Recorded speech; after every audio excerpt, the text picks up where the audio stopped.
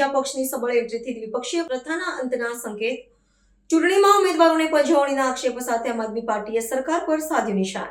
ગુજરાતના રાજકીય ઇતિહાસમાં દ્વિપક્ષીય શાસન વ્યવસ્થા સામે પરિવર્તનના મંડાણ થઈ રહ્યા છે।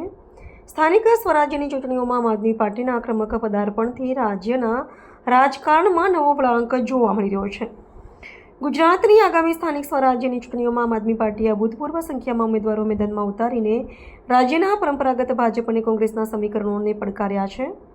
પક્ષના અગ્રણી નેતા ગોપાલ ઇટાલિયાએ આ અંગે નિવેદન આપતા જણાવ્યું હતું કે ગુજરાતમાં માત્ર બે જ પક્ષોનું અસ્તિત્વ હોવાની માન્યતા હવે ભૂતકાળ બની ગઈ છે। આ વખતે જનતા પાસે મજબૂત ત્રીજો વિકલ્પ ઉપલબ્ધ છે, જે પ્રસ્થાપિત પક્ષો માટે ચિંતાનો વિષય બન્યો છે। રાજકીય વિશ્લેષકો આ ઘટનાક્રમને ગુજરાતના લોકશાહી માળખામાં મોટા ફેરફાર તરીકે જોઈ રહ્યા છે। આમ આદમી પાર્ટીનો દાવો છે કે તેમની વધતી લોકપ્રિયતા અને ઉમેદવારોની મોટી સંખ્યાથી સત્તાધારી પક્ષમાં ફફડાટ વ્યાપ્યો છે। પક્ષના પદાધિકારીઓએ આક્ષેપ કર્યો છે કે તેમના ઉમેદવારોને ચૂંટણી પ્રક્રિયામાં દૂર કરવા અથવા નબળા પડવા માટે વિવિધ સ્તરે વહીવટી અને રાજકીય દબાણ લાવવામાં આવી રહ્યું છે, જે લોકશાહીની ગરિમા વિરુદ્ધ છે।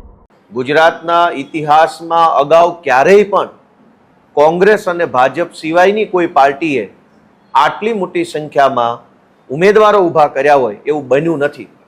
અમારા માટે આ ખૂબ જ ગર્વ લેવા જેવી બાબત છે કે અમે આટલું કામ કરી શક્યા છીએ, આટલા ઉમેદવારો ઊભા રાખી શક્યા છીએ, એ બહુ સારી બાબત છે। પણ અમે ઉમેદવારો ઊભા રાખ્યા એ બાબતથી ભાજપને બિલકુલ ગમ્યું નથી। પહેલાં તો ભાજપે એ કોશિશ કરી કે અમારામાંથી કોઈ ઉમેદવાર ચૂંટણી લડવા તૈયાર થયો હોય તો એ ફોર્મ જ ના ભરે, એના માટે અનેક અમારા દાવેદારો ઉપર, એમના પરિવારો ઉપર પોલીસે દમન કર્યું, ખોટી એફઆઈઆરો કરી, ધાક ધમકી કરી, દાબ દબાણ કર્યું। અનેક એવા વ્યક્તિઓને અમારી પાર્ટીમાંથી ઉમેદવાર બનતા રોક્યા ધાક ધમકી કરીને। તેમ છતાં પણ જે મજબૂત મક્કમ મનોબળના માણસોએ અમારી આમ આદમી પાર્ટીમાંથી ઉમેદવારી કરી, એને ગઈકાલ બપોર પછીથી જ ભાજપ અને પોલીસ બે સક્રિય થઈ ગયા। અમારા અનેક ઉમેદવારોને પોલીસે રૂબરૂમાં જઈને પોલીસ સ્ટેશનોમાં બોલાવીને ધાક ધમકી કરી છે કે તમે આમ આદમી પાર્ટીમાંથી ફોર્મ પાછું ખેંચી લો, નહીતર તમને દારૂના અને લૂંટના અને બળાત્કારના ખોટા કેસોમાં ફસાવી દઈશું। આ કેવી વાત થઈ? અને એમાંય પોલીસ આ ધંધા કરશે ગુજરાતમાં?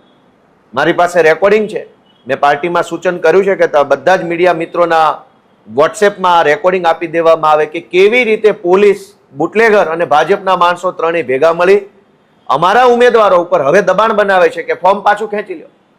પહેલા તો ભાજપના માણસો એવું કે તમે બોલો કેટલા પૈસા જોશે, પૈસા આપે અને વાત પતી જાય તો ઠીક છે, પણ જે અમારા ઉમેદવારો એમ કહે છે કે પૈસા લેવાના નથી, અમે તો કટ્ટર ઈમાનદાર માણસો છીએ, અમે તો બદલાવ માટે આવ્યા છે, તો એને પોલીસથી ડરાવવામાં આવે છે। અને પોલીસે આ અભિયાન હાથ ઉપર લીધું છે કે આમ આદમી પાર્ટીના ફોર્મ જે ઉમેદવારોના ભરાઈ ગયા છે એ ઉમેદવારોને ડરાવી ધમકાવી ખોટા કેસમાં ફસાવાની ધમકી મારી અને ફોર્મ પાછું ખેંચી લે।